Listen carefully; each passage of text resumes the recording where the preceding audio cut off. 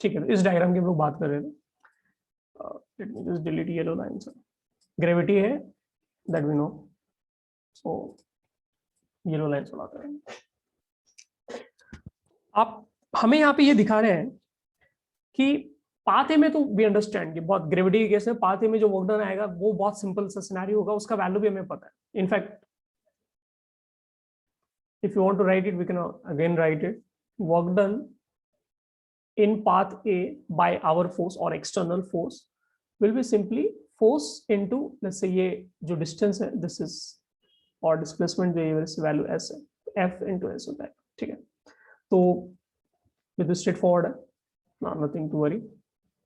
So just a second, हाँ, so ये तो सीधा साधा हो गया, इसमें कुछ था ही नहीं। बट बी में है ना, व्हाट अबाउट बी? बी की बात करते हैं। बी में आप ध्यान से देखना,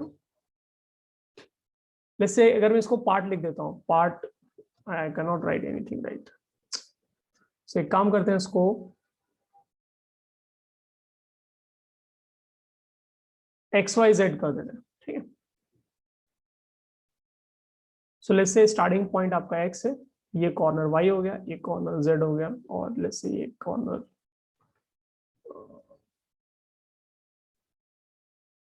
पता नहीं क्या बोले इसको, वो बोल देता हूँ। ठीक है, कुछ भी बोल रहे हैं। तो वर्क डन अगर पाथ बी में देख रहे हैं तो we can break it into 3 parts. अब 3 पार्ट में ब्रेक कर लो। एक हो गया आपका work done X Y part में, एक हो गया आपका वर्क डन वाई से जेड जाने का, और एक आपका हो गया वर्क डन ओ से जेड जाने, सॉरी जेड से ओ जाने का। ठीक है, तो इवेंचुअली आप वहां पहुंच जाएंगे, है ना। आपने जर्नी एक्स से स्टार्ट किया, एक्स से वाई, वाई से जेड, जेड से ओ, तो बेसिकली आपने फाइनल पोजीशन आपका सेम है, जो पाथ एक ही रहता, और इनिशियल पोजीशन भी सेम ही था क्योंकि आपने स्टार्ट वहीं से किया। अब यहाँ पे ध्यान से देखोगे, एक्स से वाई जाने में जो वर्क डन है ग्रेविटी का कितना आएगा बच्चों, बताओ फटाफट। वर्क पावर एनर्जी में पढ़ा, क्या क्या वर्क डन आएगा यहाँ पर? 0 आएगा। 0 क्यों आएगा? बिकॉज एक्स टू वाई में आप देखो, आप किस डायरेक्शन में, एक्स टू वाई का डायरेक्शन क्या है, ये तो आपका डिस्प्लेसमेंट इस डायरेक्शन में, लेकिन फोर्स तो हमेशा डाउनवर्ड, एमजी फोर्स जो लगेगा वो हमेशा डाउनवर्ड लगेगा, राइट। ये एंगल कितना हो जा रहा है? 90 डिग्री हो जा रहा है। So if you are going to write mg, और मान लो डिस्प्लेसमेंट को मैं s1 लिख देता हूँ क्योंकि अलग अलग लेंथ होगा, I don't know, so let me right s1। तो फर्स्ट पार्ट के लिए आप क्या लिखोगे? फर्स्ट पार्ट के लिए you are going to write cos 90 degree, आप cos 90 डिग्री लिखोगे, s1 cos 90 डिग्री, ये आपको हो गया फर्स्ट पार्ट का वर्क डन। ठीक है, y से z जाने में क्या करना पड़ेगा हमें? तो y से z अगर ध्यान से आप देखोगे तो पाथ है फॉलो करना और y से z जाना, दोनों में क्या है? वर्टिकल डिस्प्लेसमेंट सेम है आपका। s वैल्यू आप डिस्प्लेसमेंट में कवर करोगे, और कहां कवर करोगे? अपर डायरेक्शन में। फोर्स किधर लगाना है? वो भी आपको अपर डायरेक्शन लगाना है क्योंकि ग्रेविटी नीचे काम कर रहा होगा, राइट। देखो समझने की कोशिश करो, केस ए में क्या है, मतलब एक्स टू वाई पाथ में क्या है, आपने फोर्स ऐसे लगाया, दिस इज योर फोर्स का डायरेक्शन, दिस इज s1 का डायरेक्शन, ये एंगल आपका 90 डिग्री। ठीक है, हम लोग वर्क डन व एक्सटर्नल फोर्स निकाल रहे हैं। ठीक है, हमने कितना फोर्स लगाया वो निकाल रहे हैं, ग्रेविटी ने क्या वर्क डन किया है वो नहीं निकाल रहे, हम लोग कितना वर्क डन करें, that is what we are interested in. ठीक है, तो यहां पर क्या हो गया आपका, एक्स टू वाई में आपका 0 आ गया क्योंकि फोर्स का जो वैल्यू होगा वो s1 के इक्वल होगा, और maybe I will just write F direct लिख देते हैं। ठीक है, सो एफ s1 cos 90, तो एनीवेज वो 0 आएगा, है ना। y टू z में क्या आपका डिस्प्लेसमेंट का जो वैल्यू हो तो s होगा, और फोर्स आपको f ही लगाना पड़ेगा बिकॉज mg के इक्वल आपको फोर्स लगा, तो you will write F S, और उनके बीच में एंगल कितना हो जाएगा? 0 डिग्री। क्यों? बिकॉज वो फोर्स का डायरेक्शन भी वर्टिकली अपवर्ड डायरेक्शन है और डिस्प्लेसमेंट वर्टिकली अपवर्ड डायरेक्शन में कवर हो रहा है। z से वो अगर आप आ रहे हो, थर्ड पार्ट का वर्क डन, z से अगर आप वो आ रहे हो तो वर्क डन वहां पे अगेन 0 आएगा। क्यों? बिकॉज z से वो आने में क्या है, आप जिसका डिस्प्लेसमेंट इस डायरेक्शन में, maybe I will just write it as s2, I guess s2 लिख देते हैं। ठीक है, z से वो आने में आपका s2 डिस्प्लेसमेंट आपने कवर किया, बट mg नीचे लग रहा था, सो mg को बैलेंस करने के लिए या फिर mg के इक्वल फोर्स तो आपको लगाना ही पड़ेगा, अदरवाइज फिर चीजें एक्सेलरेट हो जाएगी। यहाँ पे कितना हो गया आपका work done? Again you can see ये 90 डिग्री एंगल है, तो ये वर्क डन आपका 0 हो गया। सो will right F s2 cos 90 degree. ठीक है, सो इवेंचुअली कटपिट के यहाँ पे भी वर्क डन कितना fs आ गया। तो यू कैन क्लियरली सी ना, पाथ ए में वर्क डन, पाथ बी में वर्क डन, दोनों वैल्यू सेम आ रहा है। And why is it so? Because आपका फाइनल पोजीशन और इनिशियल पोजीशन क्या है? सेम है। बट ठीक है, ये तो थोड़ा ऑब्वियस था, ये दिख रहा था डायग्राम में, थोड़ा फील आ रहा था। But what about path C, curve C की बात करते हैं, कर्व सी में क्या होगा? तो आप यहां ध्यान से सुनना मैं क्या बोलूं। कैसा भी कर्व हुआ है ना, आप जब उसका एक बहुत छोटा सा पीस आप ऑब्जर्व करते हो, मान लो यहाँ पे एक छोटा सा पीस मैंने कट किया, तो वेरी स्मॉल पीस कट किया, तो कर्व कैसा भी हो, एक छोटा पीस कट करने पे ना, इट्स बेसिकली स्ट्रेट लाइन। तो अगर यहाँ पे देखोगे, जो मैंने छोटा सा पीस येलो सर्कल के अंदर एक कट किया है, वो बेसिकली आपका इस तरह का स्ट्रेट लाइन है, इस तरह का स्ट्रेट लाइन, ठीक है। सो अगर मैं छोटा सा डिस्प्लेसमेंट ले रहा हूं, मान लो एकदम उसके इस पॉइंट से मैं थोड़ा सा आगे शिफ्ट हुआ, तो किसी एक स्ट्रेट लाइन डायरेक्शन में मैं शिफ्ट हुआ होगा। इनफैक्ट जो सर्कल है, सर्कल को भी क्या बोलते हैं? पॉलीगन ऑफ इनफाइनाइट साइड्स है ना, इनफाइनाइट नंबर ऑफ साइड्स, उसको सर्कल बोलते हैं हम लोग। तो कोई भी कहो आपने छोटा पीस कट किया, it will B, path will be basically straight line. तो मान लो मैं इस तरह से मूव किया मैंने, अब इसके आप क्या दो कंपोनेंट कर लूं, हर डिस्प्लेसमेंट, हर स्मॉल डिस्प्लेसमेंट वेक्टर का मैं दो कंपोनेंट कर सकता हूं। तो एक कंपोनेंट हो गया अलोंग हॉरिजॉन्टल और एक कंपोनेंट हो गया अलोंग वर्टिकल, ठीक है। सो दिस इज छोटा सा displacement, so I am writing ds along x axis, and this is छोटा सा डिस्प्लेसमेंट अलोंग y एक्सिस, और ये आपका हो गया general displacement vector, ds vector, ठीक है। बट mg फोर्स जो आपका लग रहा था, वो तो डाउनवर्ड डायरेक्शन में, वो तो कहीं भी रहो आप, कैसे भी रहो, तो mg फोर्स तो नीचे ही लगेगा।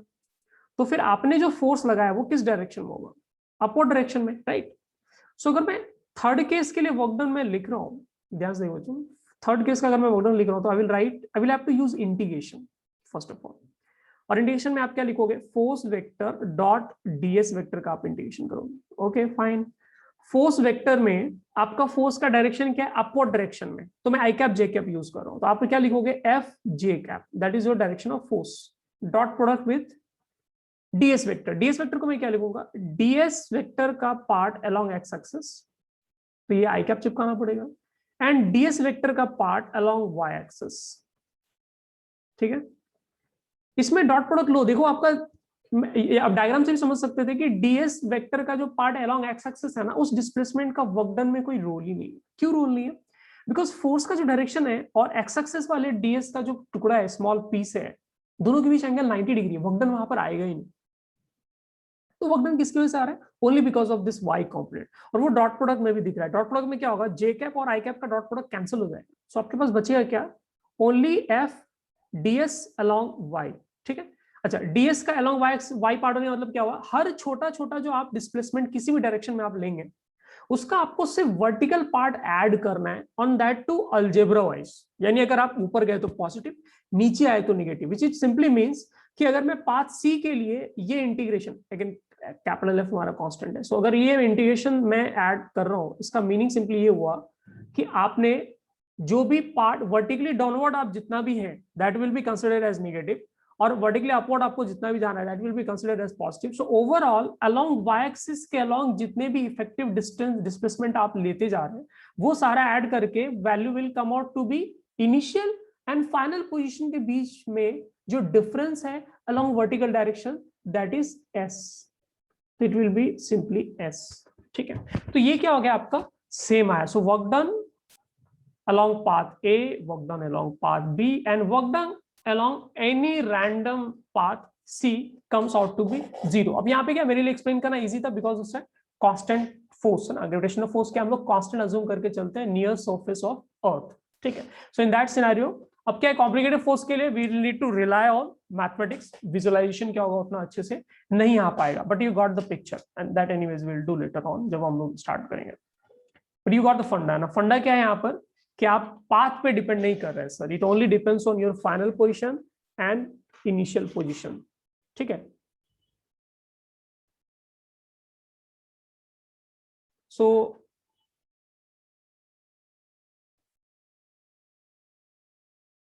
हाँ, रिपीट करो ना। सो बेसिकली हम लोग ये कहना चाह रहे थे, जैसे स्प्रिंग का केस होता है, स्प्रिंग भी आपका एक एग्जांपल है, maybe I will write examples first. कौन कौन से फोर्सेस हैं जो आपके कंजर्वेटिव फोर्स कैटेगरी में आते हैं? तो जिस किसी में भी आपको एनर्जी काइंड ऑफ वापस मिल रहा है ना, एंड इक्वल मिल रहा है, वो आपका कंजर्वेटिव फोर्स गेस मार के आप लिख सकते हैं, ठीक है। सो ग्रेविटेशनल फोर्स का एग्जांपल, ग्रेविटेशनल फोर्स या फिर फील्ड बोल सकते हैं आप। इलेक्ट्रोस्टैटिक फोर्स, इलेक्ट्रोस्टैटिक फोर्स, और ये बहुत क्रूशियल कॉन्सेप्ट है, हालांकि बच्चे स्कूल लेवल में पढ़ते हैं बट ट्वेल्थ में बहुत क्रूशियल कॉन्सेप्ट है, ठीक है। दैट इज मैं काफी डिटेल मैंने बताया आपको। Spring force for example, it is like basically is elastic force, ठीक है। इलास्टिक फोर्स का मेरे कहने का मतलब basically for example spring force या फिर स्प्रिंग केस। तो स्प्रिंग में आपने देखा होगा, आपने फोर्स लगा के उसको कंप्रेस किया, मान लो आप कंप्रेस किया आपने बाय सम डिस्प्लेसमेंट एक्स, और आप उसको अगर आप वापस लीव करते हो तो क्या होगा, आपको वो इतना एनर्जी रिटर्न मिल जाता है, एनर्जी रिकवर हो जाता है, एनर्जी लॉस नहीं हो रहा है। फ्रिक्शन में आपका एनर्जी लॉस हो जा रहा है, एंड दैट इज वाई आप क्या पाथ ले रहे हो उस पर डिपेंड करता है। किसी में एनर्जी लॉस कम हो सकता है, किसी में एनर्जी लॉस ज्यादा हो सकता है, बट स्प्रिंग में ऐसा नहीं है। आपने कम कंप्रेस किया फिर ज्यादा कंप्रेस किया, but eventually it all depends on कि फाइनल पोजीशन क्या है आपका और इनिशियल पोजीशन क्या है आपका, और आपने जितना भी एफर्ट लगाया, अगर आपने एनर्जी लगाया है स्प्रिंग के ऊपर तो इस एनर्जी स्प्रिंग स्टोर करके रखेगा, और अगर आप उसको मौका दोगे वापस वर्क डन करने का तो वो आपको एनर्जी रिटर्न करके देगा। और फ्रिक्शन में ऐसा कुछ नहीं है सर, कुछ भी स्टोर नहीं होने वाला है, आपने एनर्जी लगाया वो वेस्ट हो गया, उड़ गया, हीट एनर्जी बन के वो गायब हो गया। फ्रिक्शन ने आपका एनर्जी लॉस करा दिया, उसने स्टोर करके नहीं रखा। ग्रेविटेशनल फील्ड में क्या है, एक ब्लॉक ऑफ मास को अगर मैं 1 मीटर ऊपर हाइट लेके जाता हूं तो उसमें एनर्जी स्टोर्ड है, वो हवा में है, आप उसको छोड़ो, वो देखना वो एनर्जी जो स्टोर करके उसने रखा है दैट इज पोटेंशियल एनर्जी, वो आपको कन्वर्ट करके देगा। If it hits your head तो आपको रियलाइज होगा कि उसमें एनर्जी था, ठीक है। Obviously don't try, but you got my point, right. So this is the beauty of conservative force, उसमें क्या आपका एनर्जी काइंड ऑफ स्टोर होकर रह रहा है, तो किसी सिनेरियो में अगर आपको एनर्जी देना पड़ा तो उसके अपोजिट सिनेरियो में आपको एनर्जी वापस मिल जाएगा, ठीक है। So let me add this point, so will say the work done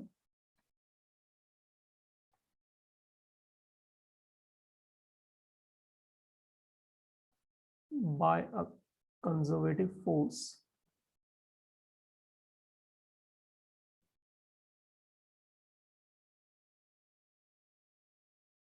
is completely recoverable, आप इसको रिकवर कर सकते हैं। एंड ये जो एनर्जी स्टोर करने का कॉन्सेप्ट है, एनर्जी स्टोर होके because of difference in design, वो आगे देखेंगे हम लोग, but I won't say lot, but energy जो ये स्टोर करने वाला concept, this concept of in fact potential energy का जो कॉन्सेप्ट ही है that is for conservative forces only, ठीक है। सो ये जो कॉन्सेप्ट है पोटेंशियल एनर्जी, जो आपने बचपन में पढ़ा होगा, पोटेंशियल एनर्जी, ये exist only for conservative force.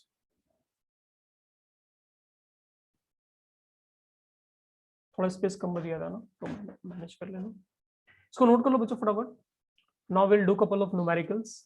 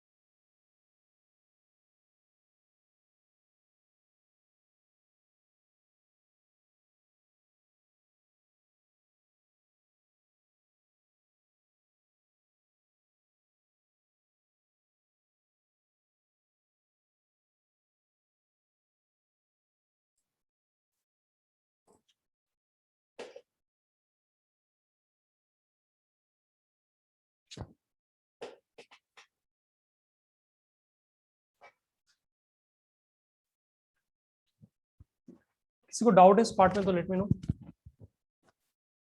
Otherwise आगे बढ़ते हैं हम लोग।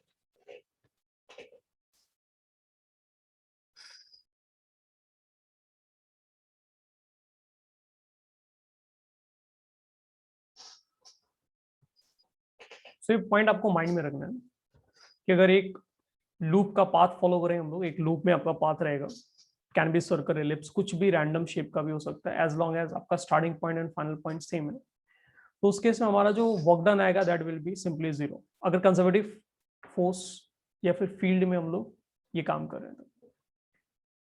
और सिमिलरली अगर आप अलग अलग पाथ को कंपेयर कर रहे हो, स्टार्टिंग पॉइंट फाइनल पॉइंट अगर सेम है फॉर डिफरेंट पाथ्स, तो फिर हर एक पाथ में जो वर्क डन आएगा इट विल बी सेम। ठीक है, वेरी इंपॉर्टेंट कॉन्सेप्ट है, मे बी आगे आपको रियलाइज होगा, है ना।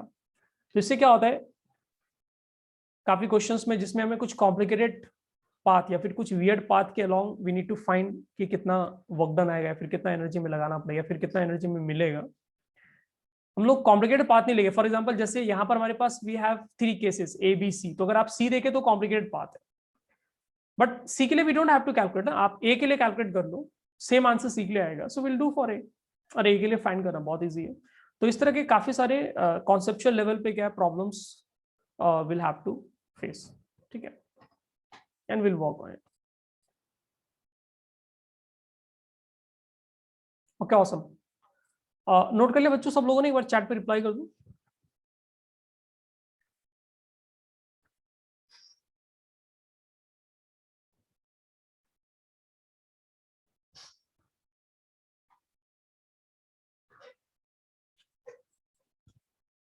ठीक है, सो आई गेस सारे बच्चों ने नोट कर लिया।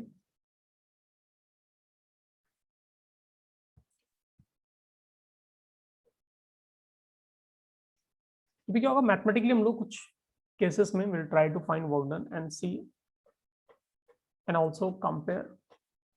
ये तो विजुअल कंपैरिजन था हम लोगों का, और उसमें देखते हैं कि वो आंसर सेम में मिलता है या फिर नहीं मिलता है।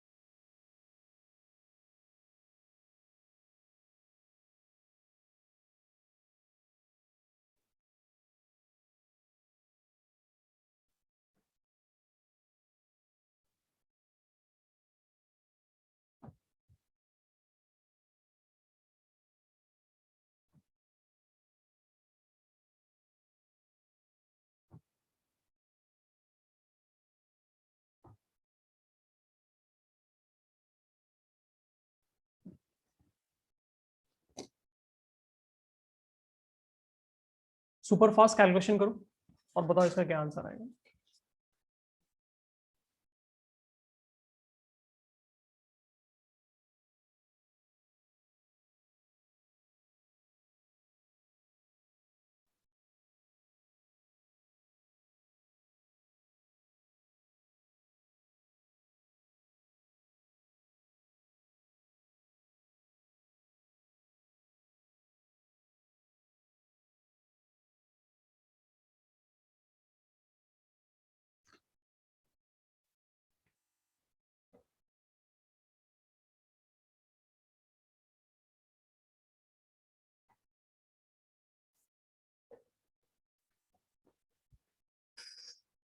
अनंत का आंसर है 21 joule. Okay, what about others, क्या एक्सप्रेशन यूज करना है मैं लिख देता हूँ आपको। मैथमेटिकली देखना है और हमें एकदम जनरल सेंस में फाइंड करना है, तो जनरल सेंस में वर्क डन के आपको लिखना पड़ेगा integration F dot D R. ठीक है, और एफ डॉट डी आर का बेसिकली मतलब होता है फोर्स वेक्टर, और डी आर वेक्टर को आप ऐसे लिख सकते हैं, अलोंग एक्स अगर डिस्प्लेसमेंट डी एक्स है और अलोंग वाई एक्स अगर डिस्प्लेसमेंट आपका dy है, और एक और है z एक्सिस भी आपको कंसीडर करना है, that also you can add, so you can write dz k cap. तो ये मतलब वर्क डन कैलकुलेट करने का एकदम जनरल एक्सप्रेशन हो गया, ठीक है। ये दोनों एक्सप्रेशन जो मैंने लिखा है ये बहुत ही जनरल एक्सप्रेशन हो गया।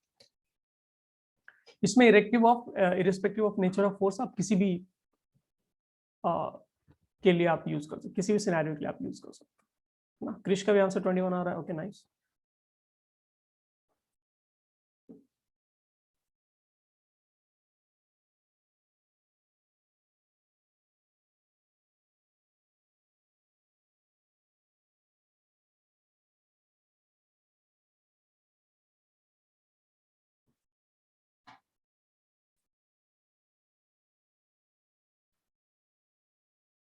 बाकी बच्चों बताओ, फटाफट करो ट्राई इसको।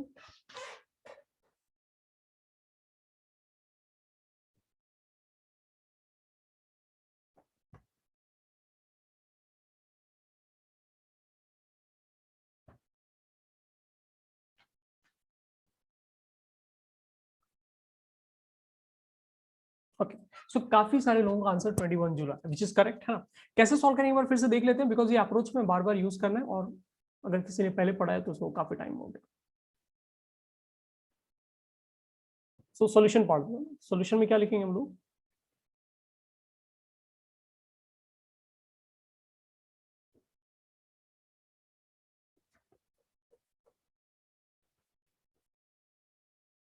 सो will write work done equals to force. तो फोर्स वेक्टर क्या आपका आई कैप जे कैप में, तो आप डायरेक्टली उसको यूज कर लो। सो राइट 4 आई कैप प्लस 3 जे कैप।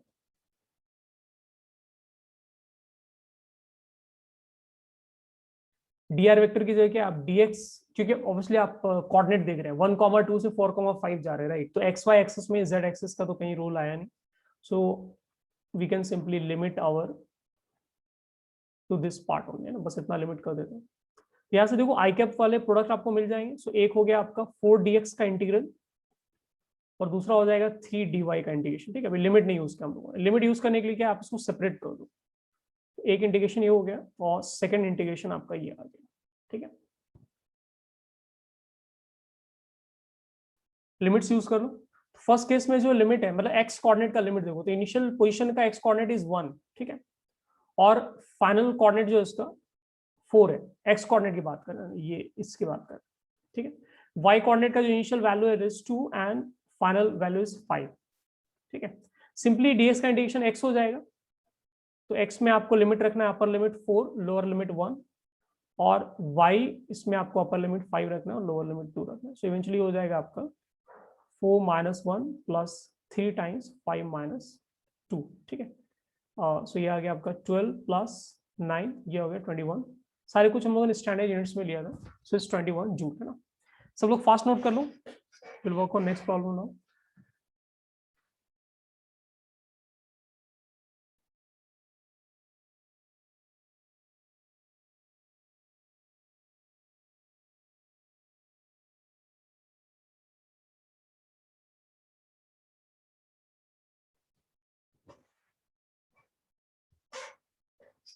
यहाँ पे भी दिख रहा है जो हम लोगों ने सॉल्व करके फाइंड किया, इसमें इवेंचुअली फाइनल लिमिट्स जो थे एक्स कोऑर्डिनेट के और वाई कोऑर्डिनेट, बस वो यूज हो रहे हैं। मतलब लाइक नोबडी इवन नोस कि कौन सा पाथ लिया हम लोगों ने, नहीं लिया, नोबडी केयर्स, है ना। आपका रिजल्ट क्या है, इंडिपेंडेंट ऑफ पाथ आ रहा है। पाथ का कहीं पर डिस्कशन आया ही नहीं, कोई कंट्रीब्यूशन कहीं पर भी पाथ डिस्कस ही नहीं हुआ ना। पाथ का मतलब क्या होता है, y और x कोऑर्डिनेट के बीच में रिलेशन, जैसे y equals to X square, some path y equals to 2x, वो भी एक पाथ है आपका। बट यहाँ पे पाथ का डिस्कशन ही नहीं है ना, y और x को आपस में रिलेट करने की जरूरत ही नहीं। इट मींस ये जो फोर्स है, this can be our conservative force, and ये कांस्टेंट फोर्स है, so definitely it's a conservative force.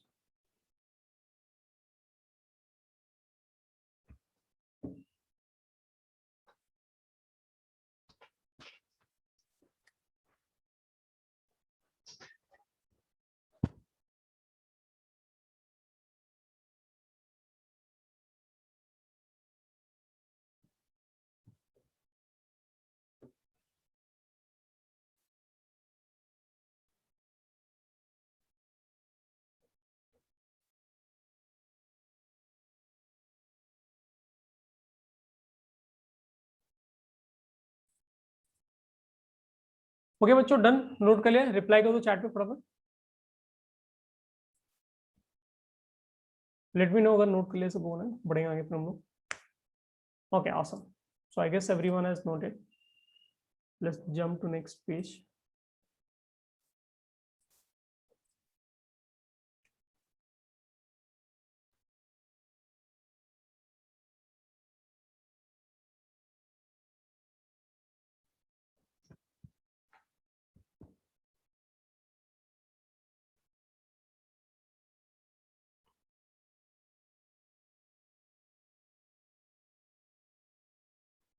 Force का जो इसमें वैल्यू है that is Y I cap, variable form में फोर्स है, इट्स नॉट कांस्टेंट फोर्स, ठीक है। तो ये आपका फोर्स वेक्टर फॉर्म में हो गया, and we need to shift particle from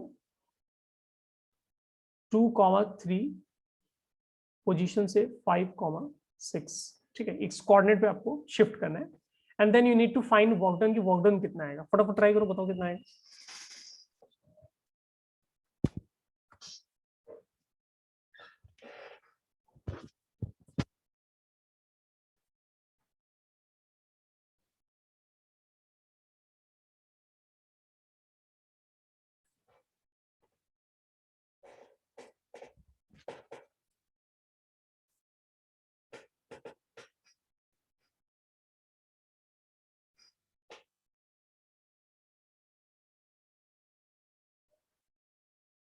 fast,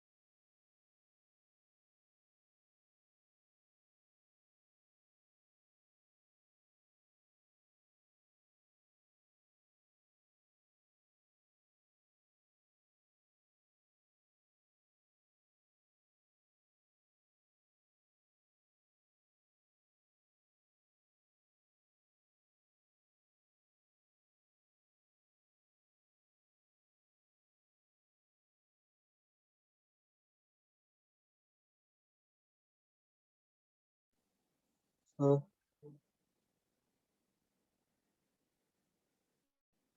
hello sir. O sorry, mute हो गया था।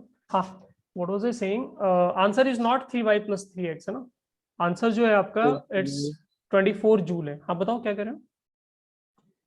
सर इसके लिए पाथ का नॉलेज चाहिए ना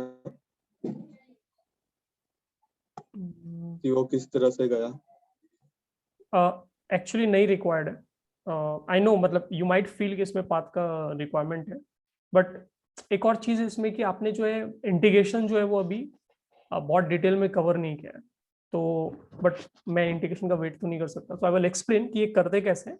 बाद में जब इंटीग्रेशन का आपका जब एंड वाला पार्ट आएगा ना, तो वहां पर इस तरह का इंटीग्रल थोड़ा सा सिलेबस में है आपके, so that you will see, ठीक है।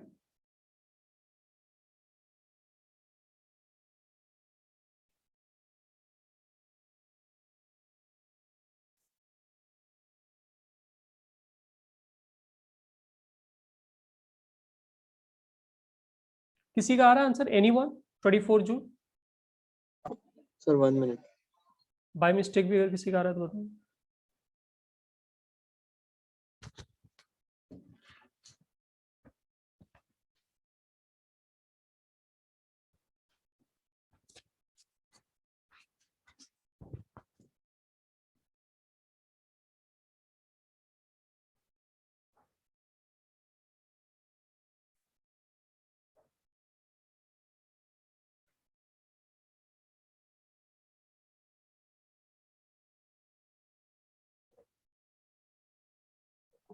यस सर, आ गया 24। 24 आ रहा है, ग्रेट। ओके, बाकी लोग सब लोग ध्यान से देखो, इसमें एक्चुअली मैथमेटिक्स है, anyways mathematics without mathematics physics काफी डिफिकल्ट हो जाता है ना, मतलब एक्चुअली आप विजुअलाइज नहीं कर सकते बहुत सारी चीजों। सो कंप्यूटर साइंस और मैथमेटिक्स पे काफी हेवली फिजिक्स रिलाइज ऑन। तो हमें क्या करना है, सेम अप्रोच है ना, अप्रोच सेम लेना है। सो राइट वर्क डन, आप लिखोगे इसको force vector F dot D R vector, because यहाँ पे चीजें दिख रही है एक्स और वाई है, जेड एक्सिस का कहीं कोई डिस्कशन नहीं है, तो टाइम वेस्ट नहीं करके आप सिर्फ एक्स और वाई तक अपने डिस्कशन को लिमिटेड रखो, ठीक है। So will simply write D R vector की जगह डी एक्स आई कैप प्लस डी वाई जे कैप, ठीक है। इसमें मल्टीप्लाई करने पे आपको एक्सप्रेशन मिल जाएगा Y D X plus X D Y, ठीक है। अब दो तरीके हैं ना, एक अगर आप इसको सेपरेट करके इंटीग्रल देखना चाह रहे हैं, you want to write it like this, you will require path, क्योंकि जो फर्स्ट इंटीग्रेशन है, देखो वेरिएबल दोनों ही एक्स और वाई दोनों ही वेरिएबल, क्योंकि 2 डायमेंशनल पार्टिकल कहीं भी मूव कर रहा होगा, वी डोंट नो। सो अगर आपने ब्रेक करके दो सेपरेट पार्ट में want to integrate, then you need relation between Y and X, तो ये कट जाएगा, ये पॉसिबल नहीं होगा। क्यों? बिकॉज फर्स्ट केस के लिए आपको y और x में रिलेशन चाहिए, वो हमारे पास है नहीं, क्वेश्चन में गिवन ही नहीं। सेकंड केस के लिए हमारे लिए x, फर्स्ट केस में आपको y को x में कन्वर्ट करना पड़ेगा, so that everything is in the form of x, so that आप इंटीग्रेट कर पाओ। सेकंड में क्या है, आपको x को y में कन्वर्ट करना पड़ेगा, क्योंकि सारा एक ही वेरिएबल के फॉर्म है, तभी आप इंटीग्रेट करने के बारे में सोच सकते हो ना। दो तीन वेरिएबल लेके आप एक साथ इंटीग्रेट नहीं कर सकते, ठीक है, एटलीस्ट +2 लेवल पे तो बिल्कुल नहीं कर सकते। तो ये पॉसिबल नहीं हो पाएगा, मुश्किल हो जाएगा। कॉन्सेप्ट क्या यूज होता है, इंटीग्रेशन जो है ना वो डिफरेंशिएशन का रिवर्स है बेसिकली। इनफैक्ट स्टैंडर्ड डेफिनेशन जो इंटीग्रेशन का होता है वो यही होता है कि आप डिफरेंशिएशन का रिवर्स प्रोसेस कर रहे हैं, जस्ट अपोजिट प्रोसेस कर रहे हैं। ध्यान से देखना, if somebody asks you to differentiate this value x into y, अगर इस प्रोडक्ट को कोई आपको डिफरेंशिएट करने बोलता है तो आप कैसे डिफरेंशिएट करते हो, u ओवर v फॉर्मूला लगाते हैं, राइट।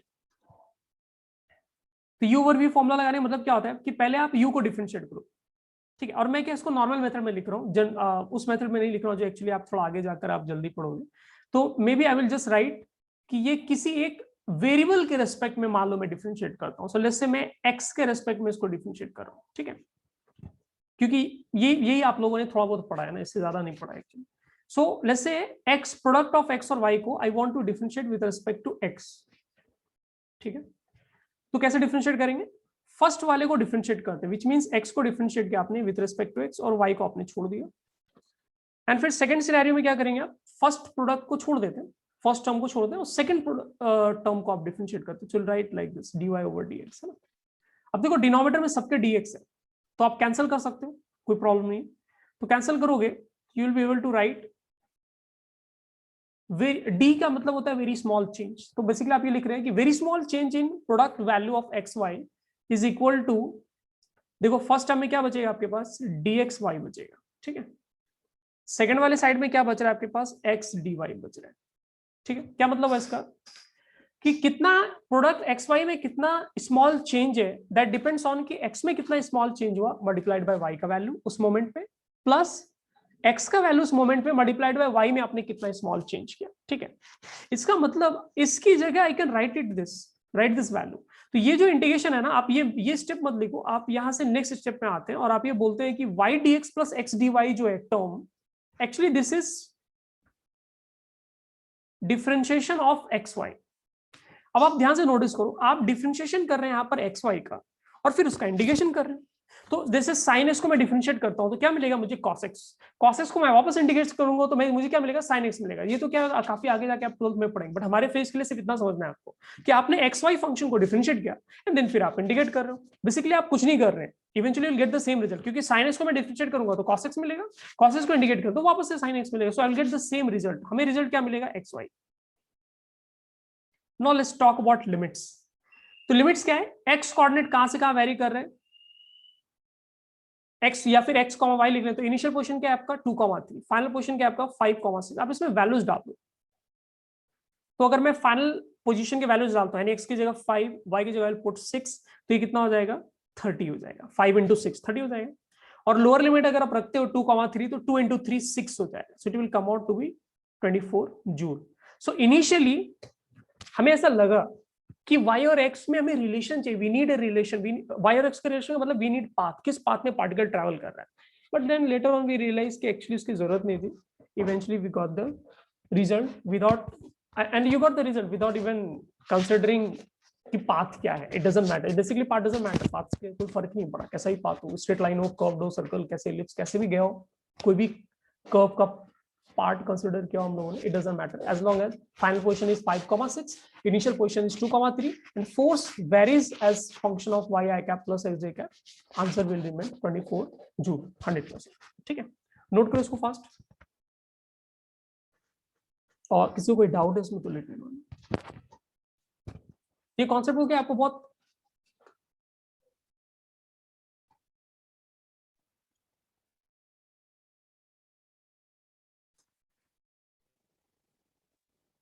तो सर ये कंजर्वेटिव फोर्स हो गया ना?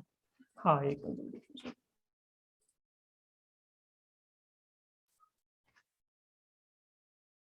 आई थिंक जूम हैंग कर गया शायद, so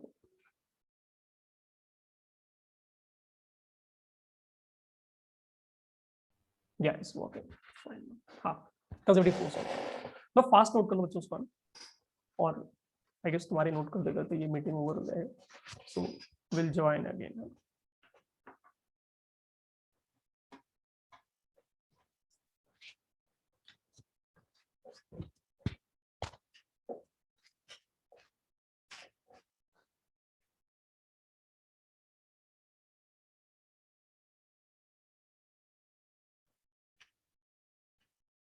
और मैं क्या आज आपके साथ एक ऑनलाइन